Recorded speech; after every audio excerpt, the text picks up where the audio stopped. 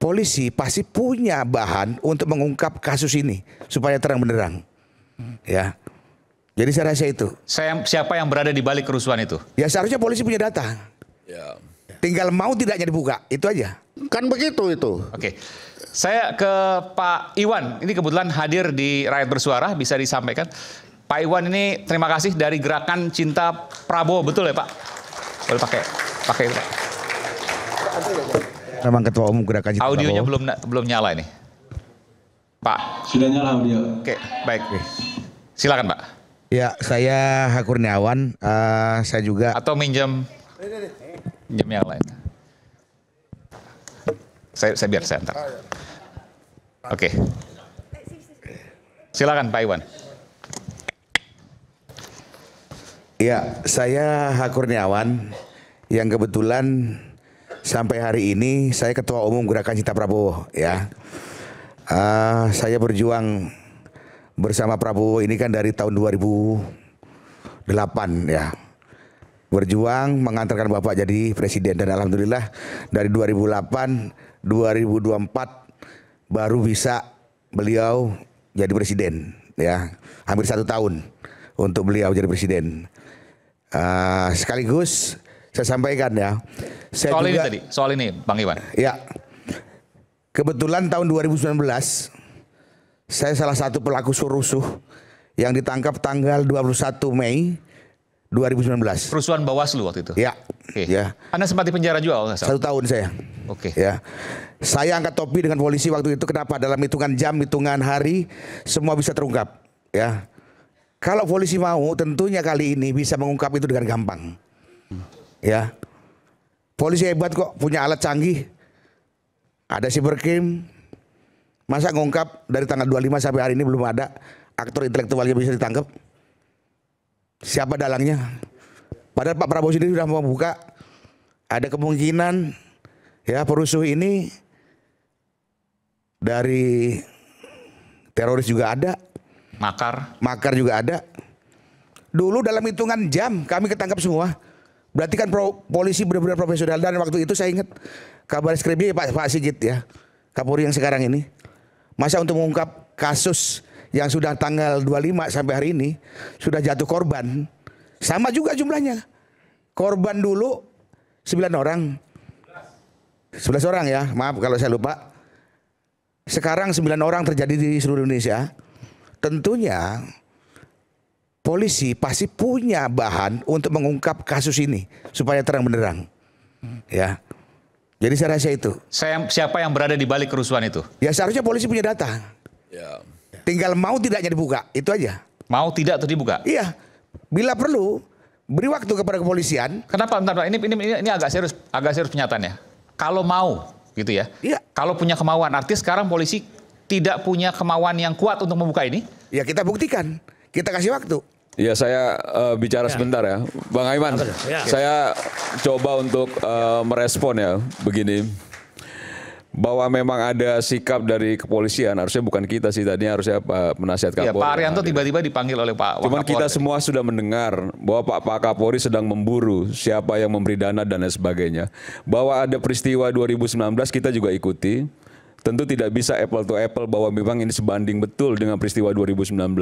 Kalau Budiman itu sempat sampaikan tadi bahwa memang ini kerusuhan yang paling unik terjadi dalam masa-masa Indonesia saat ini ya, bahwa terjadi kerusuhan dalam waktu yang begitu cepat di berbagai wilayah dan lain sebagainya. Nah, bahwa tadi disampaikan juga oleh Ferry ada pertanyaan-pertanyaan tentang intelijen dan sebagainya. Tadi sudah Pak Ponto juga sudah sampaikan dan Pak Wapang juga sudah sampaikan. Bukan berarti juga apa yang menjadi ilmunya Ferry itu selalu linear dengan apa juga yang menjadi pikiran-pikiran apa yang diinginkan, bahwa memang ini kejadian seperti ini A, B, C, D. Dan menurut saya jauh lebih penting itu bicara soal bagaimana Republik ini ke depan kalau menurut saya. Bicara soal, tadi disebutkan oleh Pak Prabowo, bahwa dia tidak akan mundur setapak pun untuk melawan koruptor, untuk melawan mafia-mafia. Nah, 2 kata itu akhirnya notisnya muncul 1 nama yang tadi disebut Aiman.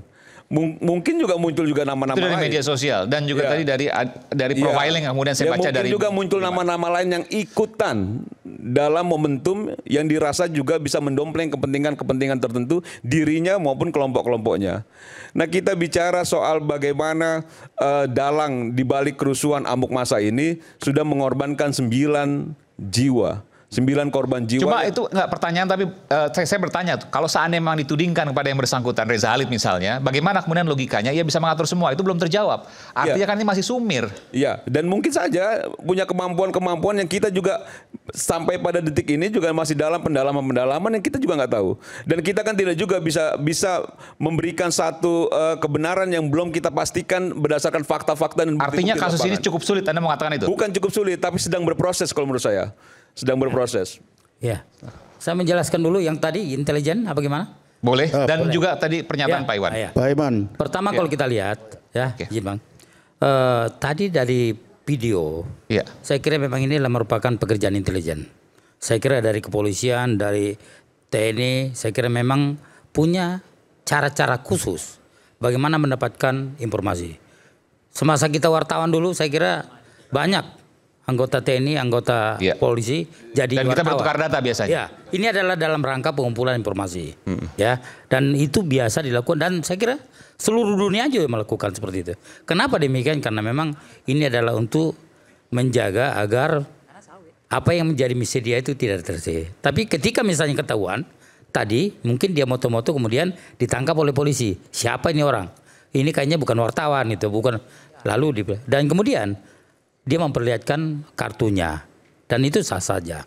Itu kalau misalnya melihat dari video tadi. Terus yang kedua tadi disampaikan oleh sahabat saya, mungkin nggak itu dia, Pak? Saya kira sangat mungkin. Apalagi misalnya kemarin semalam bahwa Presiden juga udah nyampaikan bahwa saya tidak akan mundur selangkah dan saya akan menghadapi orang bersangkutan. Kemudian Kapolri juga lanjut menyampaikan bahwa ini ada aktor di belakang ini. Serang berproses. Dan saat ini kalau itu kenapa disampaikan? Itu berarti kalau kita lihat kasus ini sudah di dalam penyidikan. Polisi sudah menemukan. Sesaat lagi akan diumumkan. Saat lagi. Ini hanya saat ini kalau kita Tinggal lihat. waktu. Ya, tinggal waktu ini. Kenapa demikian? Karena saat ini tinggal pengumpulan bukti-bukti yang kuat. Kalau dibandingkan misalnya dengan kerusuhan dengan ricuh pada saat 2019 yang begitu cepat, apa bedanya dengan sekarang? Tadi Saya sampaikan kira kalau dulu kan beda ya, mungkin ya 2019. Tapi sekarang kalau kita lihat, tapi mungkin secara ini sama ya. Dan namanya pengendali, aktor, ini bisa dari mana saja. Dari luar negeri pun bisa dilakukan. Dan kemudian dia punya orang di Indonesia. Dan sekarang inilah yang dilakukan oleh pihak kepolisian. Siapa yang melakukan itu? Kemudian mungkin polisi, saya yakin polisi sudah punya orang. Oke. Tetapi untuk membuktikan yang bersangkutan adalah sebagai aktornya, sebagai dalang dari ini semua, tentu punya bukti-bukti yang harus disiapkan. Baik. Itu tugas polisi.